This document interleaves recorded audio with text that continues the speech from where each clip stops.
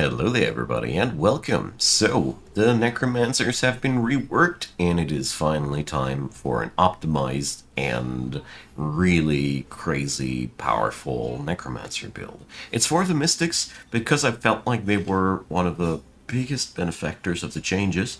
I still have to do a run for the Dark Keys because I think they might be also very, very happy about what has changed. But that all being said, this one was a steamroll and I really can recommend it. So let's get on to the racial traits that I picked up here. So, we're playing Mystic, so Arcane Focus is a must-have. You know, we have so many battle mages, not picking this up is just lowering your average damage profile. End of the line. So it is. I wouldn't know what to replace it with. I went for Hideous Stench. Two reasons behind that. Well, it lowers the resistance. We have a lot of battle mages. That's reason one. Reason two, we have Starblades. That means whenever we cast a combat spell, we gain elemental damages. So you see, there is a really, really high synergy between the Mystics and Hideous Stench. So they like it stinky, obviously. That kit works wonderful.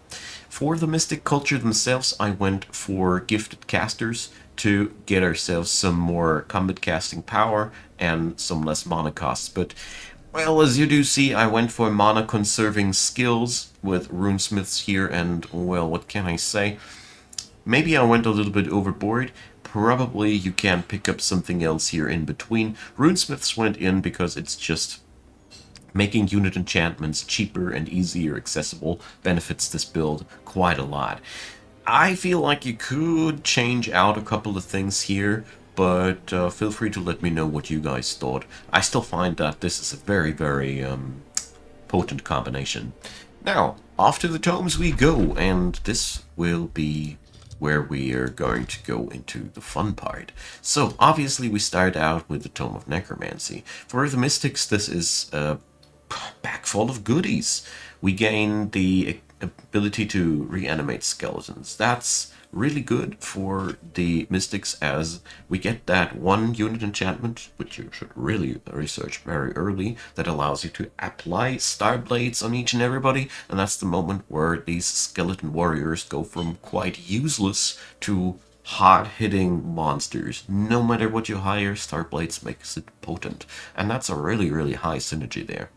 Apart from that, we gain Necromancers, which is more undead raising and strengthening of undead. It's a good thing, and they also hit quite nicely. They are very important for this build, as we are buffing our supporters and our battle mages with this one. You can already see a glimpse of what we're doing here with a Mending Touch.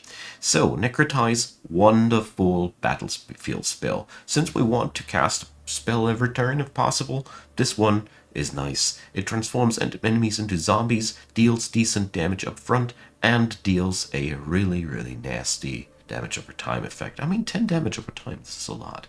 This thing deals really, really huge amounts of damage and gives you a free unit afterwards that you can Rotting Explode, for example. It's a really, really volatile combo. Having that at tier 1 with a battlefield magic focused build is really, really powerful. Necrotic Magic gives our battle mages and supporters the decaying ability as well, and yeah, Soul Collection gives you a first income of souls, and soul wells should be and can be built everywhere and offer you research posts for free.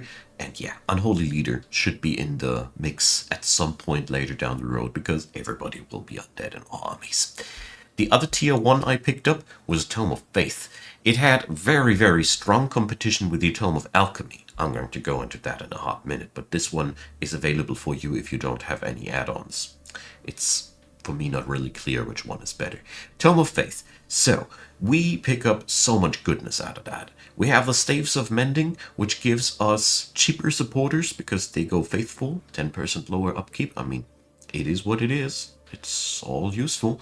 And a free action heal, which is really, really good for us to have, as this gives our army just that longevity that you really want to have. Chaplains are amazing. They deal decent enough damage. They can completely cleanse negative status effects with a pretty good burst heal amount. They of course get Mending Touch as well, and they can bless somebody. Bless is really potent. It's very, very huge damage steroid, giving a lot of crit and a lot of damage. On the side, we get some magic resistance, but it's mostly about the damage. Pretty low cooldown, too. They rock. They're really, really good for this build. Army heal, well, you can't skip that pretty much. Faithful Whispers, oh, you should not underestimate how good we are on the free city play on this build. Wrath of the Faithful, yeah, what can I say? We're rocking a lot of supporters, and this can go quickly to the entire threshold of 50 points of spirit damage if your roster is composed with a lot of supporters. Really like that. The Abbey gives you a second research post improvement, which is also really good because that opens up all the research buildings that you could wish for. Also, Mending Touch for heroes. Hooray! I love more support everywhere. So, quickly want to go over to the Tome of Alchemy and why I think it is a close contender. Alchemy doesn't offer as much healing. That is the downside. But for a beneficial side, we gain Miasma. Miasma plays very, very good into Starblades, as you gain the ability to have a lot of different statuses applied, as we have fire, lightning, and frost damage simultaneously. So that's 3 conditions at once. Pretty big thing. It also weakens the enemy. We also would gain the ability to distribute tonics, which is a random buff bonanza, so it is really powerful. We also gain Alchemist Slabs, so we don't have a downside there. The only real downside that I see is that the Afflictors, yeah, we don't rock that many Archer enchantments, but we do rock enough Archer enchantments to keep this guy potent for the entirety of the build, as he can just disperse Miasma where we need to burst down somebody. Really good. You can exchange that with a Tome of Faith if you want to. I think it should work excellent as well. Now, tier 2, of course, we pick up Tome of Souls because, we want the Bone Horrors. This allows us to recruit very strong shock units that shed off zombies while they go down. They don't have the crazy synergy with our build, but they're really hard to kill, and they're basically free recruits out of souls, so really big deal. I personally think, though, you benefit more from the Corrupt Souls in this build, so you could consider to use your souls instead for the summoning of Corrupt Souls. These are powerhouses. They synergize extremely well with our Starblades, they can execute low moral targets, and they are just tier 3 fighters, hard to kill, deal good damage, easily available with enough souls. I love them. They're just a little bit costly on the upkeep. Soulbinders, amazing thing. For one, it increases the damage of your dudes as soon as somebody is soulbound. We gain more souls, which are an important currency for our build. And most importantly, there is a decent chance that they come back as zombies. I love this. This is so annoying to deal with. And yeah, it is just really, really, really good. Keep it going. This makes your supporters and battle mages extremely potent. We have Restore Undead Army. That's the reason why I said you can skip that other spell out of the Faith Tome. But on the other hand, you can also see it entirely oppositely and say, Icon, what are you doing? You can heal your armies like a crazy madman like that. So there's options. If you just pick up both, you have 2 healing options that can be either fed with mana or souls. Up to you. Just want to mention that there is some point where we can use it. The other tier 2 tome I picked up for this one was Mayhem. So we gain Mark of Misfortune, which is, as you see there, something that applies also to ranged, which is good if you picked up Alchemy, but obviously Misfortune is just so good. We can get the enemy to fumble, which halves their damage they deal, and they hurt themselves while doing so. Curse of Misfortune is the other wonderful little thingy that we pick up there, and I'd be personally recommending to only go for Infectious Insanity after that, or Sow Confusion if you want to have a siege project, but the Gremlin is a good unit, but I don't think he fits that well into our roster. Curse of Misfortune I want to mention here really quickly. We are a Battle Mage build. We prosper on flinging spells each turn. This is a really powerful asset in the hands of this build, as it can use it repeatedly, and it's a huge, nasty debuff cloud. 2 hex radius is huge, So it's a really powerful component for this build. So after that, obviously, the Tome of the Great Transformation is where we head up next. Sadly, the Mystics have a low synergy with that tome. Seriously, they have the lowest synergy with that tome out of all the Necromancy tomes. But it is what it is. It ain't horrible, though. So, first up, of course, Bone Dragons. Whenever we kill something tier 5, we get a tier 4 dragon back. Nothing wrong about that at all. Fetid Legion is upgrading your frontline decently. It is just powerful. It's making you chunkier, it's debuffing the enemy, so that's a real benefit all over the board. Whiteborn, yeah, that's where I say the Mystics don't benefit so much from about that, as the lifesteal capability is not really that much what we need. I mean, it is useful, don't get me wrong, but we also inherit all the downsides of being undead. Well, with all the benefits as well. I mean, we are immune against a lot of damage over time effects, but seriously, fire and spirit resistance go down all the way. This is something you need to pay attention to in the future. That's why I personally, I'm always very torn about Whiteborn. Well, that's just me.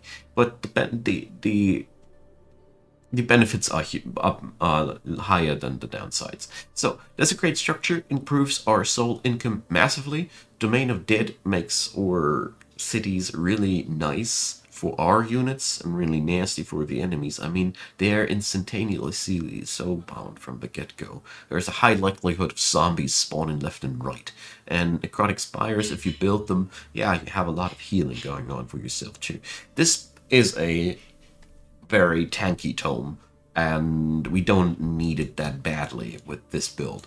So, Amplification is the other tier 3 tome, and I'd even go as far and say, go for it first. If you don't have enough, if you really want to kick up your oomph faster. If you want to have Bone Dragons earlier and all the other things, Great Transformation is your first thing to go for. Now, Amplification. Amplified arrows is for us only interesting if we spliced into skeleton archers and the afflictors. But if we did, it is where these guys get their real good time. They get Mark of Misfortune and Amplified arrows, and honestly, that's all it takes for making them a real threat on the battlefield. Frenzying Focus, that's where our battle mages go really, really crazy and turn into really hot-hitting monstrosities. Astral Blood is just, no other culture synergizes harder with the Fortune Attunement than the Mystics because of, it is basically just running alongside of what we're doing all the time already. And that's what I personally like about it so much, because now everybody can crit. What's not to like about that? Amplify Minds, yeah, it lowers the city stability for knowledge. It's not really playing that well with the convents out of the Faith Tome, which give you mana and knowledge for high stability levels, so pick up whatever you find better at that point. Chain Lightning and Amplification Pylon are amazing for this build. As I said, we are battle mages, and this amplifies just our capabilities by a lot. Our spells hurt more. What's not to like about that? Resonance Fields gives us more juice to work with, and spell amplification should be at least once on your heroes, so you don't have to rely on the amplification pylons. Although, that's a 50%, that's only a 20%. I don't know if they stack together. Does anybody? I'm afraid they do. So, yeah. Tier 4 wise, things get a little bit complicated. Tier 4, you can, if you don't have any luck with your ruler or with your signature skills or heroes, go for Reaper and Oblivion. There's nothing wrong with that combo. It's amazing. Reaper gives you Reapers, Death Curses, which are really just marking somebody for death, and Soul Siphons for huge soul income out of sieges.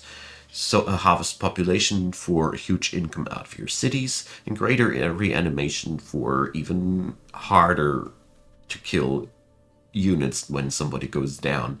Greater corpse consumption makes your heroes go Super Saiyan when somebody goes down. Seriously, this is a real steroid for especially caster heroes. I mean, I'm a little bit weirded out by the fact that this is a battle magic skill though, but I feel like it would fit better for melee kid, but that's just me.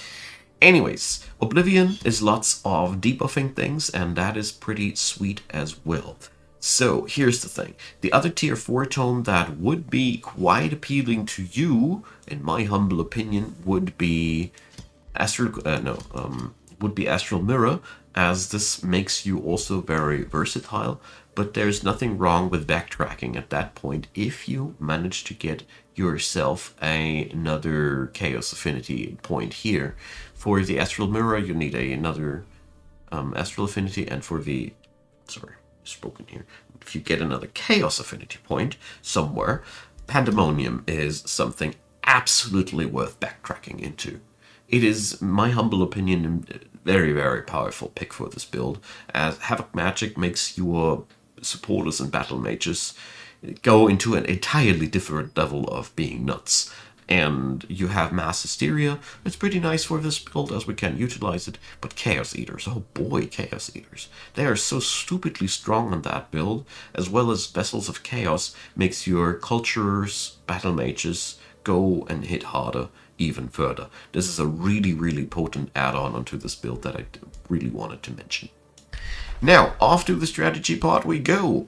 So, this build goes off like follows. Since we are a mystic culture, try to get yourself a lot of mystic projections out right away off the boat, because you want as many of these astral echoes as you can. It's very worth it to navigate these dudes manually, as the AI, if it sees them on the map somewhere, it picks them up, yeah.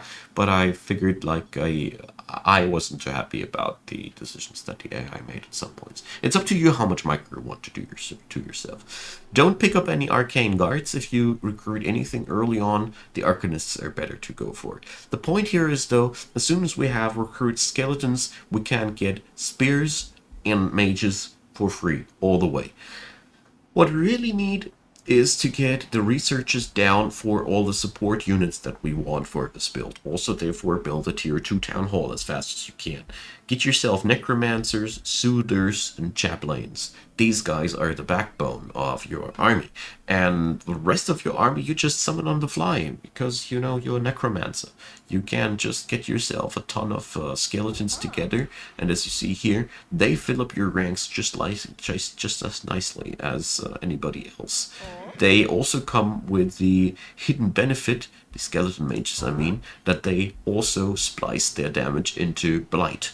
So that's a damage type that you typically wouldn't have on your arcanists. I find that a pretty nifty little thing to worthy talking about.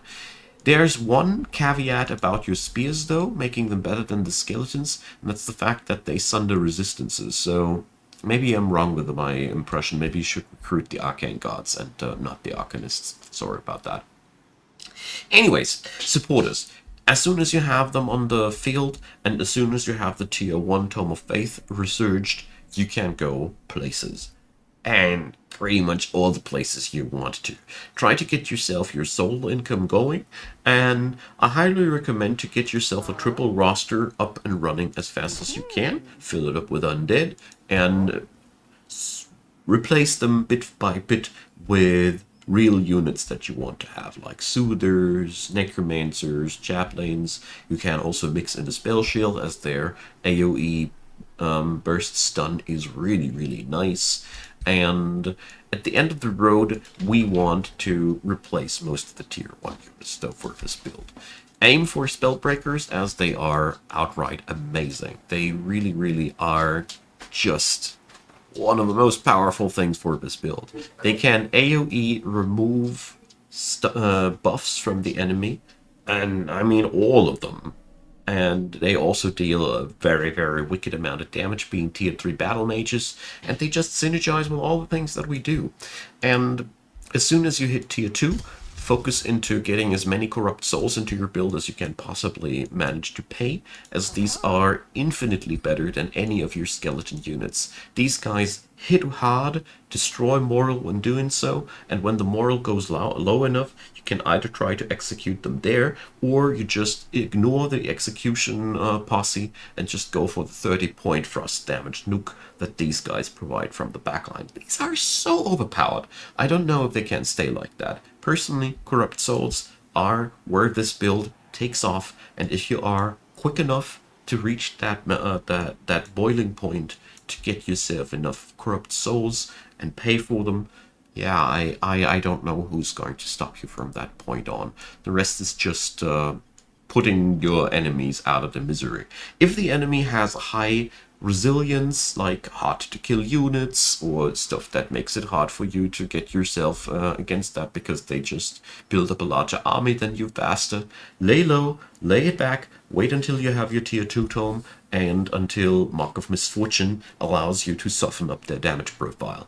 It is especially against burst heavy people that have a lot of AoE damages and stuff like that, where Mark of Misfortune can really pull the teeth out of that threat. Another worthy mention, if you have a lot of problem with your with keeping your army alive, which can happen sadly, there is another worthy contender that you can mix in if you have the Primal Fury DLC. That's the Tome of Famists. This thing is really good for this build. We are support heavy. Staves of Mist gives us yet another free action to heal our units with, which is bonkers. You know, we have 2 touch heals at that point, and we also can buff our people with Mist, and the Mist makes the enemy make us hit less often. So it's a worthy contender to the Misfortune Tome. It's up to you what you want to play at that point. Anyways, that sums up the strategy part. You can just conquer the world from that point on. Except for one thing that I want to mention, you should really invest hard into a good gold income, as that is where the mystics struggle. So build your cities fast and build those gold generating buildings fast. A little side tip on how to generate good gold income: try to get yourself coastal provinces, as the moment you have a coastal province, you are eligible to build yourself another set of coastal buildings that usually have a nice high gold income. Altar of the All-Seers is also something that you should really rush as quick as you can for your throne city, as the amount of knowledge income that this thing cranks out is amazing. Apart from that, your game plan should be to get as much knowledge income as possible. Here's a little trick that I personally love to build, to play around with that build. Obviously, knowledge by hero slaying, but we also gain All-Seeing, which gives us knowledge for Whispering Stones, and Court of Whispers, which allows us to use Whispering Stones wherever we want. And since we have an Order Tome, we also get to dip into the extra Whispering Stone from Order, the extra Whispering Stone from Shadow, and the extra Whispering Stone from Diplomatic Focus. As you see here, I'm just generating 60 knowledge out of just invading other cities by putting Whispering Stones in there. It's a very potent thing that this build can pull off due to the Order Tome. If you don't pick the Order Tome, of course, this is not as easily to pull off. Anyways, I hope you have fun with that. Necromancers are stronger than ever. This build is fun. It's powerful. I really liked it. So, have fun with it. Leave me your comments down below. Leave a thumbs up if you'd be so kind. Also consider subscribing. Check out the description box. There are links to my Discord, to my Twitch, and to Patreon, PayPal, and Buy Me a Coffee. I'd be very happy if you gave them a look. And also, there's a channel membership system by now that allows you to pre-browse through all the things that I've scheduled for release. And yeah, whatever you do, thanks if you're doing it, and a big thanks for being around here at this very moment of the video, because that means you went through the entirety of it. Thanks for that. Have a good one, and see you soon. Bye-bye.